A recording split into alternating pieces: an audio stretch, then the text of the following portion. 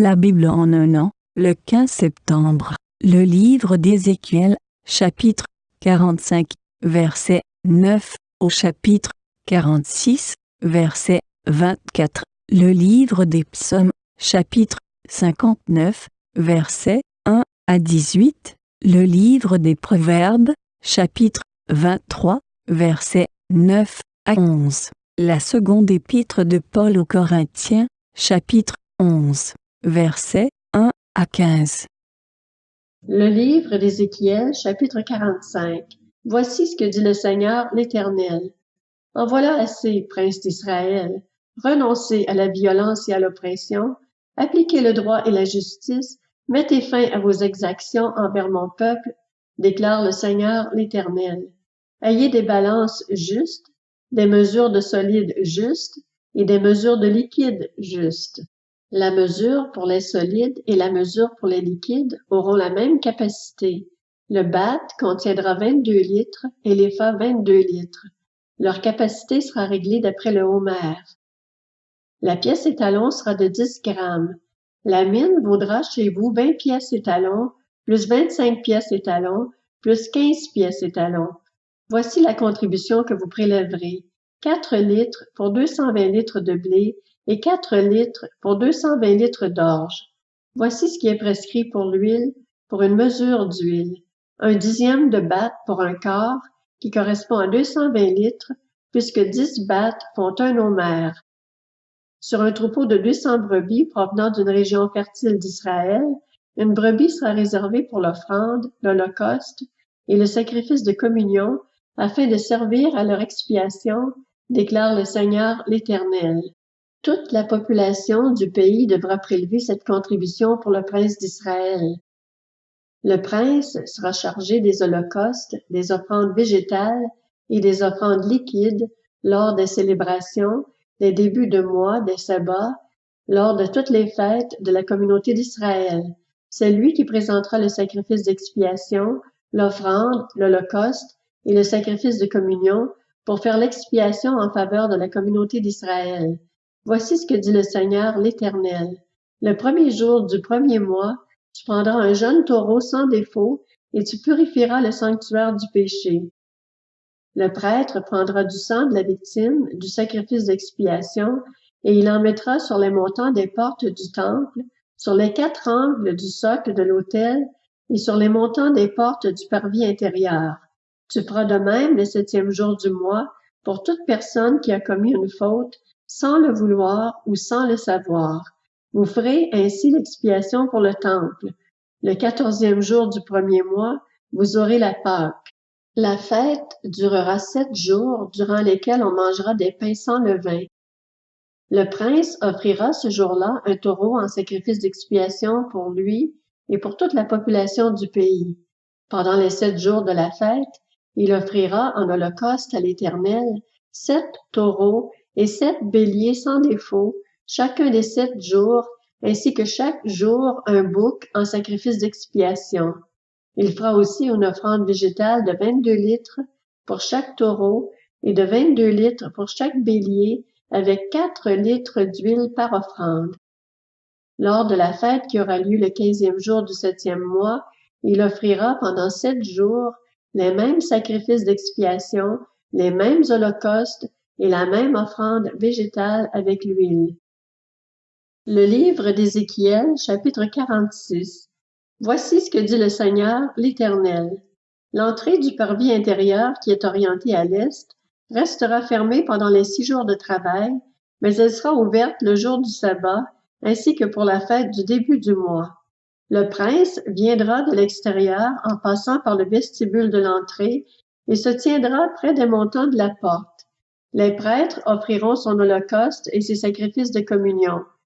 Il se prosternera sur le seuil de la porte, puis il sortira, et la porte ne sera pas fermée avant le soir. La population du pays se prosternera devant l'Éternel, en face de cette entrée, les jours de sabbat et de début de mois. L'holocauste que le prince offrira à l'Éternel le jour du sabbat sera de 6 agneaux sans défaut et d'un bélier sans défaut. À cela s'ajoutera une offrande végétale de 22 litres pour le bélier et de ce qu'il voudra pour les agneaux, avec 4 litres d'huile par offrande. Au début du mois, il offrira un jeune taureau sans défaut, ainsi que 6 agneaux et un bélier qui seront sans défaut. Il fera aussi une offrande végétale de 22 litres pour le taureau, de 22 litres pour le bélier, et de ce qui correspond à ses moyens pour les agneaux, avec 4 litres d'huile par offrande. Lorsque le prince entrera, il passera par le vestibule de l'entrée, et il sortira par le même chemin. Quant à la population du pays, lorsqu'elle se présentera devant l'Éternel lors des fêtes, ceux qui entreront par l'entrée nord pour se prosterner sortiront par l'entrée sud, et ceux qui entreront par l'entrée sud sortiront par l'entrée nord. On ne devra pas revenir à l'entrée qu'on a empruntée à l'aller, mais on sortira par celle qui lui est opposée. Le prince entrera au milieu d'eux en même temps qu'ils entreront, et il sortira en même temps qu'ils sortiront. Lors des célébrations et des fêtes, l'offrande végétale sera de 22 litres pour le taureau, de 22 litres pour le bélier, et de ce qu'il voudra pour les agneaux, avec 4 litres d'huile par offrande.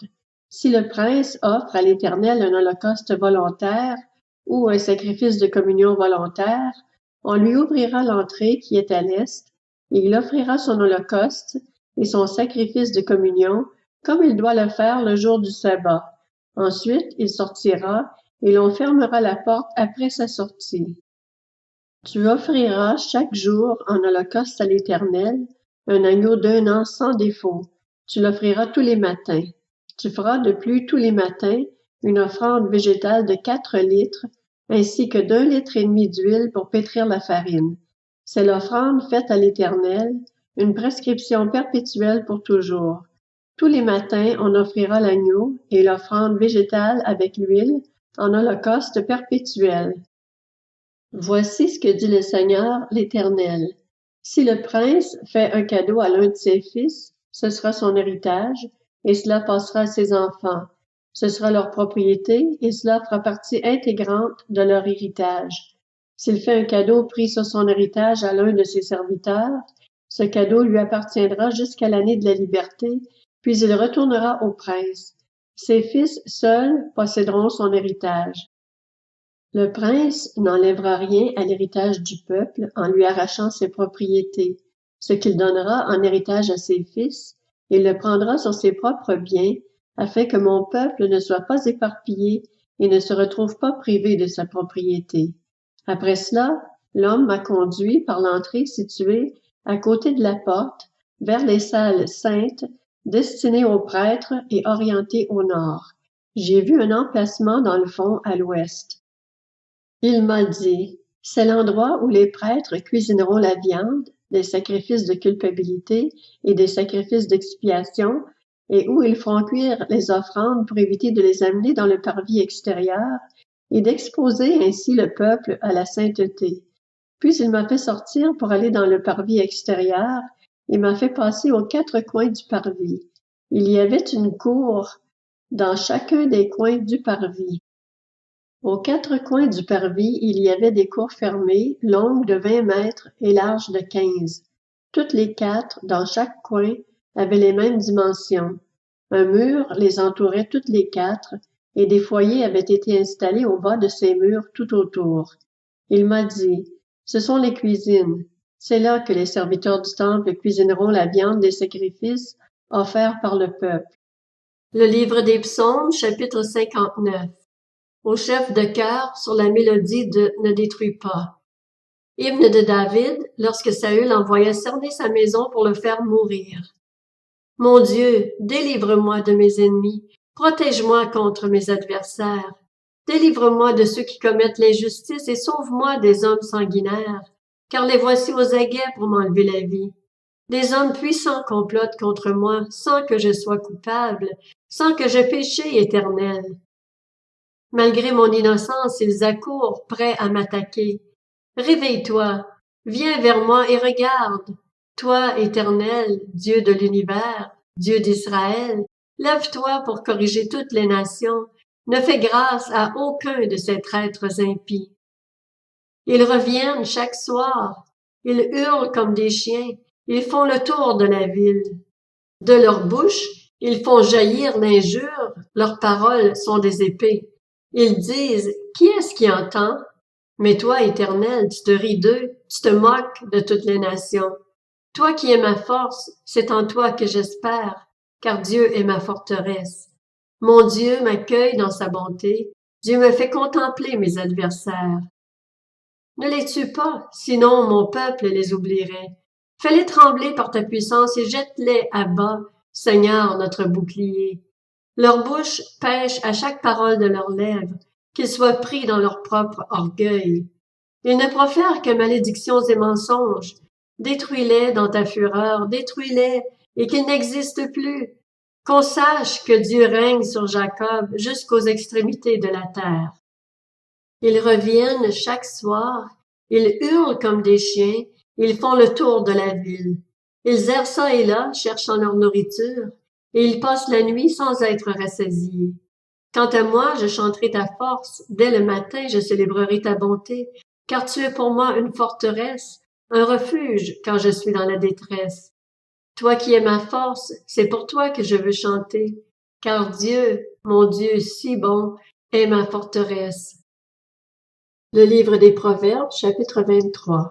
Ne parle pas aux oreilles de l'homme stupide, car il méprise le bon sens de tes discours. Ne déplace pas la limite ancienne et n'empiète pas sur le champ des orphelins, car celui qui les rachète est puissant. C'est lui qui défendra leur cause contre toi. La seconde épître aux Corinthiens, chapitre 11. Si seulement vous pouviez supporter de ma part un peu de folie. Mais oui, supportez-moi. En effet, je suis jaloux de vous, de la jalousie de Dieu, parce que je vous ai fiancé à un seul époux pour vous présenter à Christ comme une vierge pure. Cependant, de même que le serpent a trompé Ève par sa ruse, j'ai peur que vos pensées ne se corrompent et ne se détournent de la simplicité et de la pureté vis-à-vis de Christ. En effet, si quelqu'un vient vous prêcher un autre Jésus que celui que nous avons prêché, ou si vous recevez un autre esprit que celui que vous avez reçu, ou un autre évangile que celui que vous avez accepté, vous le supportez très bien. Or, j'estime n'avoir été en rien inférieur à ces super apôtres. Si je suis incompétent du point de vue de l'éloquence, je ne suis pas pour ce qui est de la connaissance, et nous l'avons clairement démontré parmi vous, à tout point de vue et en toute occasion. Ou bien ai-je commis un péché en m'abaissant moi-même, pour que vous soyez élevés quand je vous ai annoncé gratuitement l'Évangile de Dieu? J'ai dépouillé d'autres églises en recevant d'elles un salaire pour vous servir.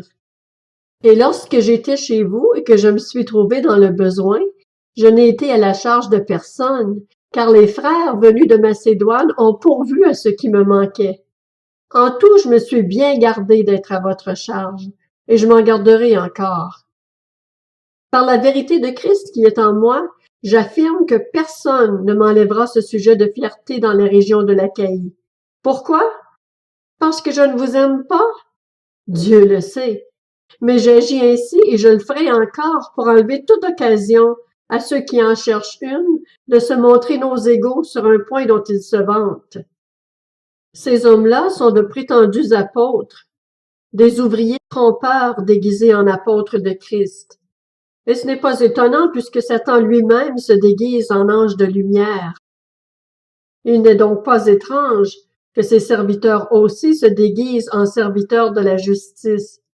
Leur fin sera conforme à leurs actes.